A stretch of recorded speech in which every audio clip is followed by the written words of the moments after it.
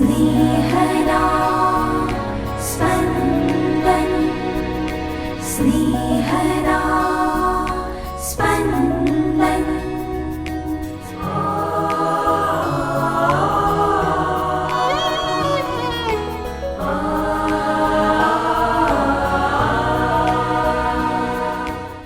સામાન્ય કાળના 27મા અઠવાડિયાનો સોમવાર. ધર્મસભા આજે સંત બ્રુનોનું પર્વ ઉજવે છે. આજના શુભ સંદેશમાં ઈસુ એક દ્રષ્ટાંત દ્વારા બંધુની વ્યાખ્યા આપે છે. ઇઝરાયેલી ધર્મમાં અન્ય ઇઝરાયેલી બંધુ ગણાતો. ઈસુ આ મર્યાદિત વ્યાખ્યાને વિસ્તૃત કરે છે. સાંભળીએ સંત લુકકૃત શુભ સંદેશ અધ્યાય 10 કડી 25-37. એક શાસ્ત્રીએ આગળ આવીને ઈસુની પરીક્ષા કરી જોવા એવો પ્રશ્ન પૂછ્યો કે, ગુરુદેવ, શાશ્વત જીવન પ્રાપ્ત કરવા માટે મારે શું કરવું? ઈસુએ કહ્યું, શાસ્ત્રમાં શું લખેલું છે? શો પાઠ છે? પેલાએ જવાબ આપ્યો, તારે તારા પરમેશ્વર પ્રભુ ઉપર તારા પૂરા હૃદયથી, તારા પૂરા જીવથી, તારી પૂરી શક્તિથી અને તારા પૂરા મનથી પ્રેમ રાખવો, અને તારા માનવ બંધુ ઉપર તારી જાત જેટલો પ્રેમ રાખવો. ઈસુએ તેને કહ્યું, તારો જવાબ સાચો છે. એ પ્રમાણે કર, એટલે તને જીવન પ્રાપ્ત થશે. પણ પોતાનો પ્રશ્ન નકામો નથી એમ બતાવવા ઈચ્છતો હોય તેણે ઈસુને કહ્યું, પણ મારો બંધુ કોણ? ત્યારે ઈસુએ જવાબ આપ્યો, એક માણસ યરૂશાલેમથી યરીખો જતો હતો. એવામાં તે લૂંટારુઓના હાથમાં સપડાયો. તે લોકોએ તેના કપડાં ઉતારી લીધા અને સારી પેઠે માર પણ માર્યો, અને તેને અધમુઓ મૂકીને પોતે ચાલતા થયા. હવે એવું બન્યું કે એક પુરોહિત તે રસ્તે થઈને નીકળ્યો, પણ પેલાને જોઈને બીજી બાજુ થઈને ચાલ્યો ગયો. આ જ રીતે એક પુરોહિત સહાયક પણ ત્યાં આવ્યો, અને તે પણ તેને જોઈને બીજી બાજુથી ચાલ્યો ગયો.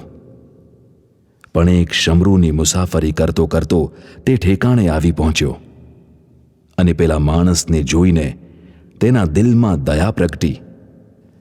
તેણે તેની પાસે જઈ તેના ઘા ઉપર તેલ અને દ્રાક્ષાસવ રેડીને પાટા બાંધ્યા, અને પોતાના જાનવર ઉપર બેસાડીને તે તેને એક સરાઈમાં લઈ આવ્યો, અને ત્યાં તેની સંભાળ લીધી. ઉપરાંત બીજે દિવસે 2 રૂપામહોરો કાઢીને તેણે સરાઈવાળાને આપી અને કહ્યું, તમે એની સંભાળ રાખજો, અને તમે જે કંઈ વધારાનું ખર્ચ કરશો તે હું વળતા તમને આપી દઈશ.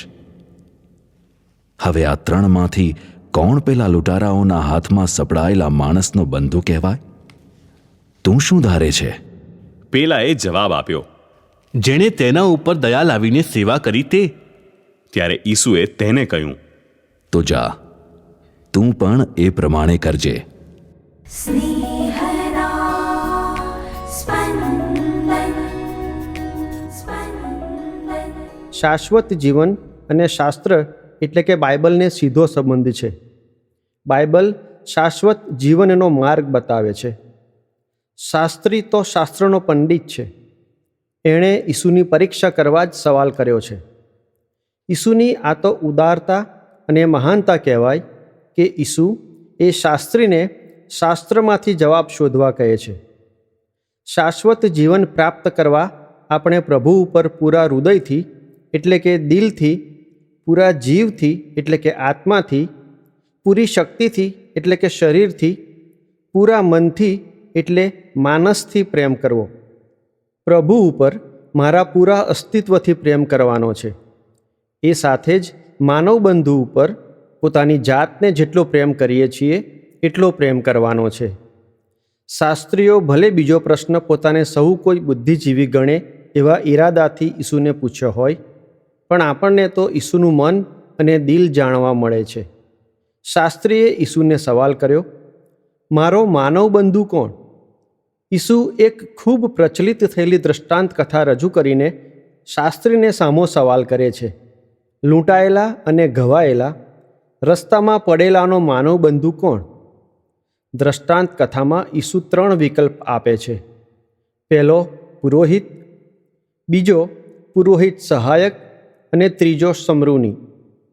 શાસ્ત્રી બુદ્ધિજીવી છે.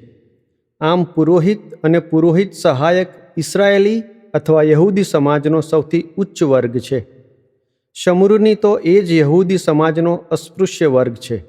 પણ આ લૂંટાયેલા, ઘવાયેલા, રસ્તામાં પડેલા પ્રત્યે ન તો પુરોહિતના દિલમાં અથવા પુરોહિત સહાયકના દિલમાં દયા પ્રગટી. ઉલટું તેઓએ વાસ્તવિકતા જોઈ અને વાસ્તવિકતાથી સભાન બન્યા પછી પણ ત્યાંથી ચાલ્યા જવાનું નક્કી કર્યું.